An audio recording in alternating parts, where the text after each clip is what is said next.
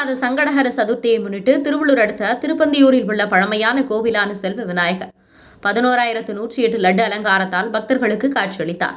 திருவள்ளூர் மாவட்டம் கடம்புத்தூர் அடுத்த திருப்பந்தியூரில் உள்ள இந்து அறநிலைத்துறைக்கு சொந்தமான 200 ஆண்டுகள் பழமையான செல்வ விநாயகர் கோவிலில் ஆனி மாத சங்கடஹர சதுர்த்தியை முன்னிட்டு நேற்றைய தினம் செல்வ விநாயகருக்கு சிறப்பு அபிஷேகம் செய்யப்பட்டது.